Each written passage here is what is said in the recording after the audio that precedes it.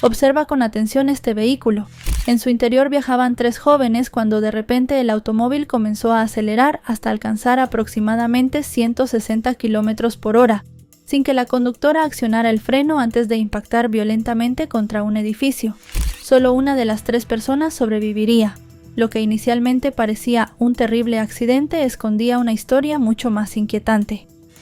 Quédate hasta el final para descubrir qué ocurrió realmente aquella madrugada y por qué la policía terminó convencida de que aquel choque no había sido accidental.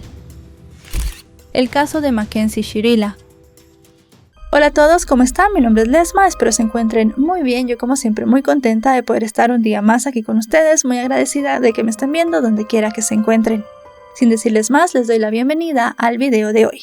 Acompáñenme a ver todos los detalles. Mackenzie Shirilla nació el 2 de agosto de 2004 en Strongsville, una ciudad ubicada en el estado de Ohio, en Estados Unidos. Era hija de John y Natalie Shirilla y creció junto a su hermana. Durante su adolescencia, Mackenzie estudió en la escuela secundaria y mantuvo una vida social bastante activa. Utilizaba con frecuencia las redes sociales, donde compartía fotografías y videos de diferentes momentos de su vida, especialmente salidas y reuniones con amigos. Quienes la conocieron durante aquellos años ofrecieron descripciones muy diferentes sobre su personalidad. Algunos la recordaban como una joven alegre, divertida y constantemente rodeada de amigos. Sin embargo, otros compañeros ofrecieron una imagen mucho más negativa y aseguraron que podía comportarse de manera cruel con otros estudiantes. Más allá de estas versiones contradictorias, Mackenzie parecía tener bastante claro lo que quería para su futuro.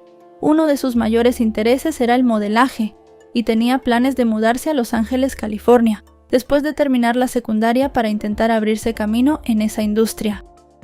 Pero mucho antes de que pudiera concretar aquellos planes, durante sus años de instituto conoció a un joven llamado Dominic Russo, y lo que comenzó como un noviazgo adolescente terminaría prolongándose durante varios años y se convertiría en una parte fundamental de la vida de ambos. De Dominic Russo se sabe que nació el 24 de septiembre de 2001 y era el hijo menor de Christine Agnello y Frank Russo. Creció en Strongsville junto a sus hermanos mayores. Sus familiares lo recordaban como un joven alegre, divertido y con una sonrisa contagiosa, pero una de las cosas que más lo caracterizaba era su pasión por la música. Dominic tenía una buena voz, escribía sus propias canciones y soñaba con desarrollar ese talento. También sentía interés por la moda, especialmente por el diseño de zapatos y calcetines, y antes de cumplir los 20 años ya había comenzado a trabajar en su propia colección de ropa. Dominic también tenía interés en servir a los demás. Según su familia, esa fue una de las razones por las que decidió unirse al ejército, pues sentía que de esa manera podía contribuir tanto con su comunidad como con su país. Fue durante su juventud cuando su camino se cruzó con el de Mackenzie Shirilla. Aunque Dominic era casi 3 años mayor que ella, ambos tenían intereses en común y comenzaron una relación que se prolongaría durante aproximadamente 3 o 4 años. Mackenzie compartía con frecuencia fotografías de ambos en sus redes sociales, y durante un tiempo llegó incluso a vivir en la casa de la familia Russo. La cercanía fue tal que los padres de Dominic llegaron a conocer muy bien a Mackenzie. Frank Russo en particular llegó a considerarla prácticamente como una hija más de la familia. Desde fuera ambos podían parecer simplemente una pareja de jóvenes que llevaba varios años junta y que como muchas otras atravesaba discusiones, separaciones y reconciliaciones. Sin embargo, con el paso del tiempo, las personas más cercanas a ellos comenzaron a percibir que la relación era mucho más complicada de lo que aparentaba. Había discusiones frecuentes y momentos de tensión que preocupaban a quienes los rodeaban. Para finales de julio de 2022, ambos continuaban formando parte de la vida del otro. La noche del 30 de julio de 2022, Mackenzie y Dominic salieron de fiesta con varios amigos. Entre las personas que se encontraban con ellos estaba Davion Flanagan, un joven de 19 años y amigo cercano de Dominic, que hasta ese momento no tenía ninguna relación con los problemas que pudieran existir entre la pareja. Davion había sido adoptado en 2012 junto con sus 2 hermanas biológicas por la familia Flanagan. Sus seres queridos lo describían como una pieza fundamental de la familia, especialmente sus hermanas, con quienes mantenía una relación muy cercana. También era un joven con planes para el futuro. Practicaba deportes y, aunque era considerado un buen atleta, Uno de sus mayores sueños era algún día abrir su propia barbería. Nada hacía pensar que aquella salida con sus amigos sería la última noche de su vida.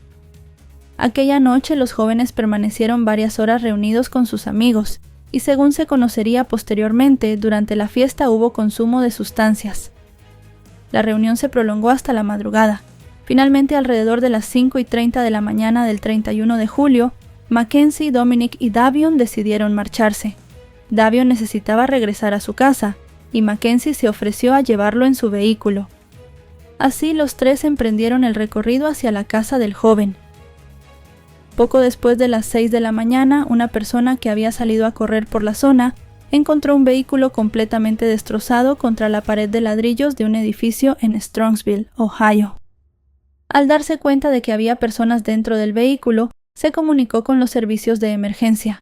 Minutos después, policías, bomberos y paramédicos llegaron al lugar y comenzaron las labores para auxiliar a los tres ocupantes que permanecían atrapados entre los restos del automóvil. Al volante se encontraba Mackenzie Shirilla.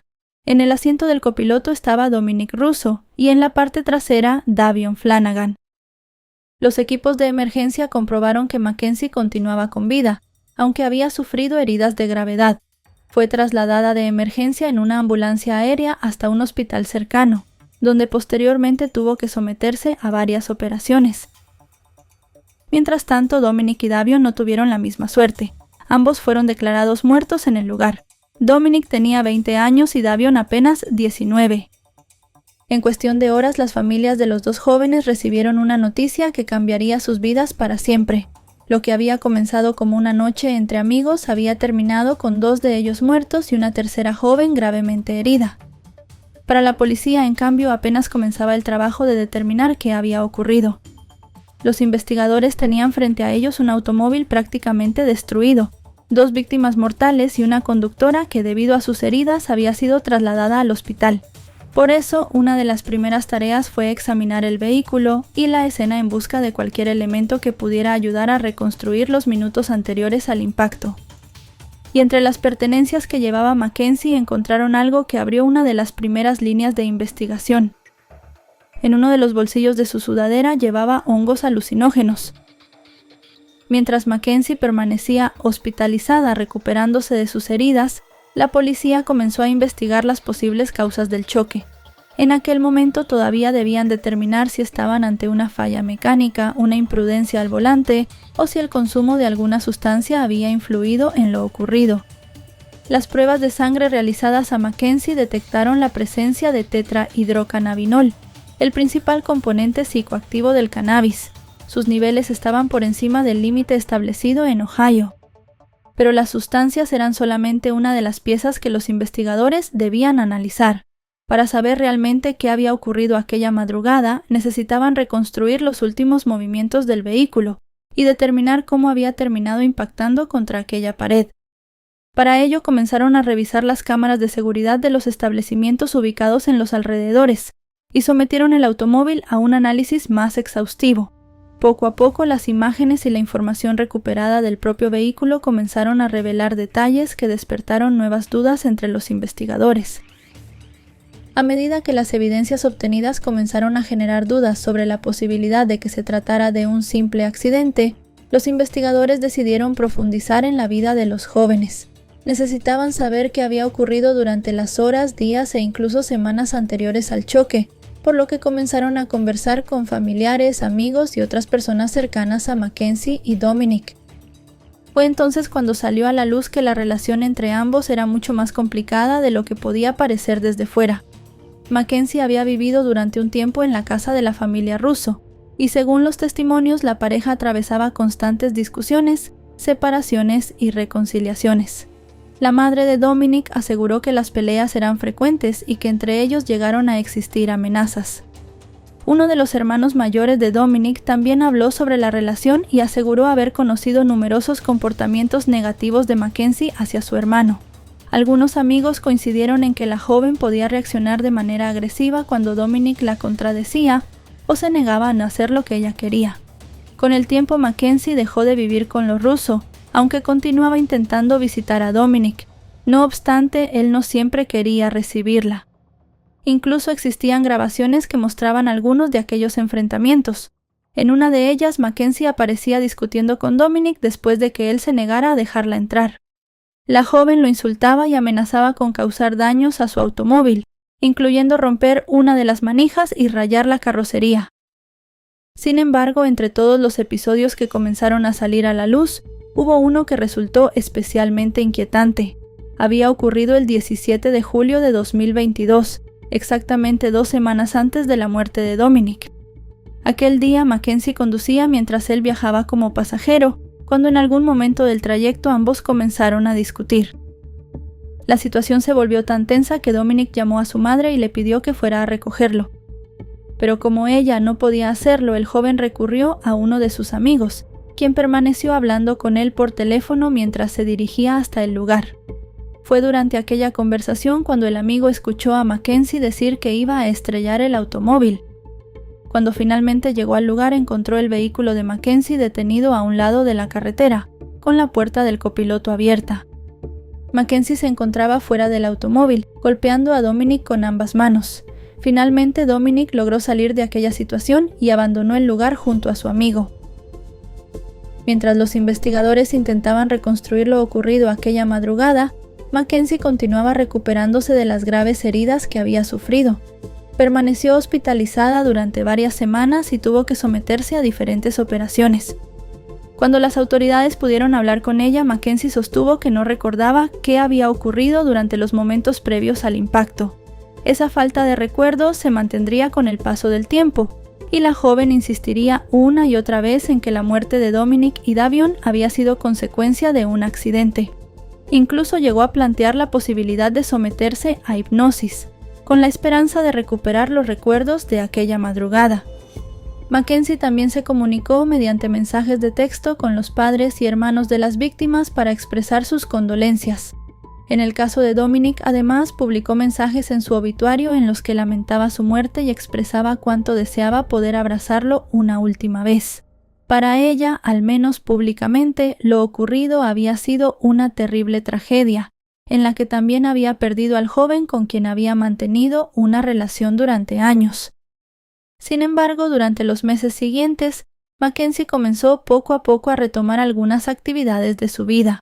Poco después de recibir el alta, fue vista asistiendo en silla de ruedas a un festival de música al que, según explicaría su madre, había planeado acudir con Dominic desde antes del choque. Finalmente asistió acompañada por una prima del joven, y familiares de Dominic habrían colaborado para llevarla hasta el lugar. También se supo que Mackenzie volvió a conducir después del accidente, algo que sería cuestionado debido a que se había hablado de una condición que podía provocarle mareos y afectar su capacidad para conducir. El 31 de octubre de 2022, exactamente 3 meses después de la muerte de los jóvenes, Mackenzie volvió a aparecer públicamente en sus redes sociales. La joven celebró Halloween junto a varias amigas y compartió imágenes y videos en los que aparecía disfrazada y bailando. El 4 de noviembre de 2022, Mackenzie Shirila fue arrestada.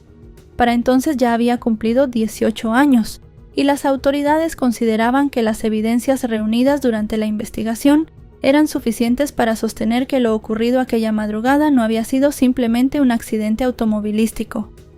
Mackenzie enfrentó un total de 18 cargos, entre los que se encontraban acusaciones relacionadas con la muerte de los 2 jóvenes, además de posesión y tráfico de drogas. Algunos de esos cargos también estaban relacionados con otro incidente ocurrido el 19 de julio de ese mismo año, cuando la joven presuntamente irrumpió por la fuerza en una iglesia. Tras su arresto, Mackenzie quedó recluida mientras esperaba que su caso llegara a los tribunales. Su fianza fue fijada en $500,000, pero no recuperó la libertad y permaneció bajo custodia. El 7 de agosto de 2023 comenzó el juicio contra Mackenzie. No habría un jurado encargado de decidir su culpabilidad, sino que esa responsabilidad recaería directamente sobre la jueza Nancy Margaret Russo, quien, pese a compartir apellido con Dominic, no tenía ningún parentesco con él ni con su familia. Durante el juicio, la fiscalía sostuvo que Mackenzie no había perdido accidentalmente el control, sino que había utilizado el vehículo deliberadamente para acabar con la vida de Dominic. Para demostrarlo, los fiscales reconstruyeron ante la jueza los últimos momentos del automóvil, y presentaron las grabaciones de las cámaras de seguridad, junto con los datos recuperados del propio vehículo. Uno de los elementos fundamentales fue el testimonio del especialista que analizó el registrador de datos del vehículo. La información mostraba que, momentos antes del impacto, el acelerador estaba completamente presionado y no se había accionado el freno. A esto se sumaban las imágenes que mostraban al vehículo acelerar hasta alcanzar aproximadamente 160 km por hora antes de abandonar la carretera y estrellarse contra el edificio. Pero demostrar que Mackenzie había acelerado no era suficiente para sostener que quería matar a Dominic. Por eso la fiscalía volvió sobre la relación que ambos habían mantenido y presentó ante el tribunal los testimonios sobre sus constantes conflictos. También mostró una grabación realizada semanas antes del choque en la que Mackenzie discutía con Dominic y lo amenazaba con causar daños a su automóvil. Otro de los testimonios importantes fue el relacionado con el incidente ocurrido el 17 de julio. La fiscalía recordó que apenas 2 semanas antes de la tragedia, un amigo de Dominic había escuchado a Mackenzie amenazar con estrellar el automóvil mientras discutía con él. Para la acusación, aquel antecedente, combinado con la forma en que ocurrió el impacto del 31 de julio, ayudaba a demostrar que no estaban ante una simple conducción imprudente. Sin embargo, existía una dificultad que ninguna de las pruebas podía resolver completamente. Nadie podía explicar qué había ocurrido dentro del automóvil inmediatamente antes de que Mackenzie acelerara.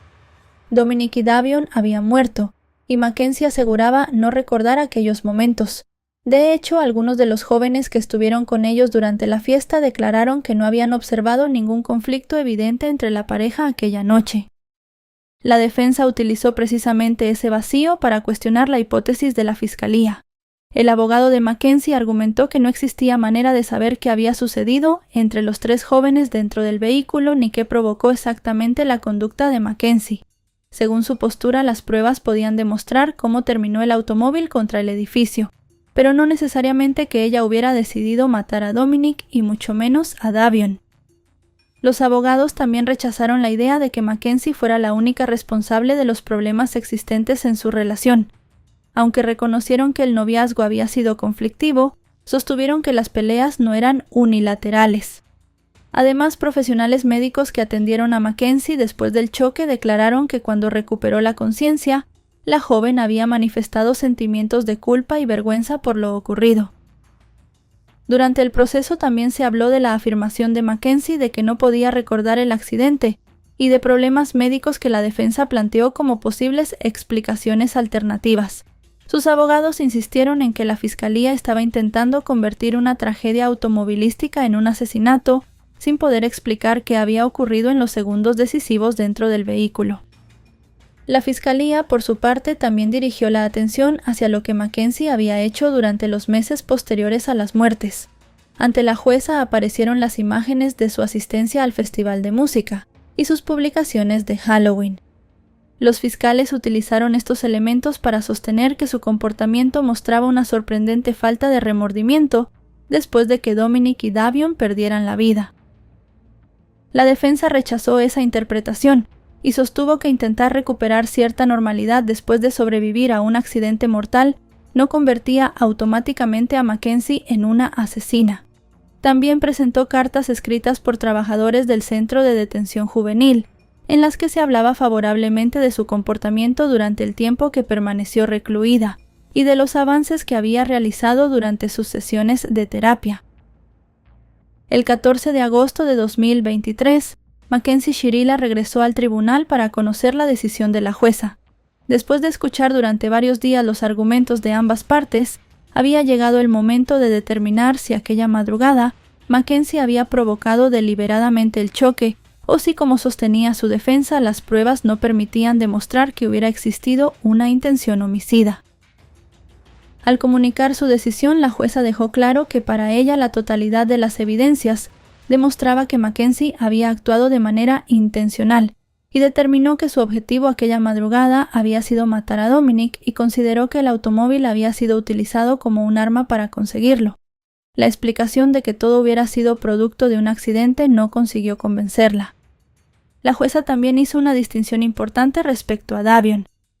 De acuerdo con su razonamiento, el principal objetivo de Mackenzie era Dominic, mientras que Davion había tenido la desgracia de encontrarse en el asiento trasero aquella madrugada.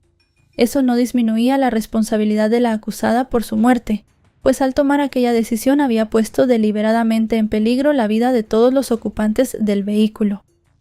Finalmente, Mackenzie fue declarada culpable de 12 cargos, entre ellos 4 cargos de asesinato, además de agresión criminal, homicidio vehicular agravado, posesión de drogas y posesión de herramientas criminales. Con apenas 19 años, la joven que durante más de un año había insistido en que todo había sido un accidente, acababa de ser declarada responsable de provocar intencionalmente la muerte de su novio y de Davion. Una semana después del veredicto, el 21 de agosto de 2023, Mackenzie regresó al tribunal para recibir su sentencia. Pero antes de que la jueza tomara una decisión, los familiares de Dominic y Davion tuvieron la oportunidad de hablar sobre el impacto que sus muertes habían dejado en sus vidas. La familia de Davion recordó a un joven de apenas 19 años que todavía tenía numerosos sueños y proyectos por cumplir. Su madre lamentó que jamás pudieran verlo convertirse en el hombre que estaba destinado a ser, mientras que su hermana habló del enorme vacío que había dejado su muerte, y pidió a la jueza que impusiera a Mackenzie una sentencia severa. Los familiares de Dominic también expresaron el dolor y la indignación que habían acumulado durante aquel año.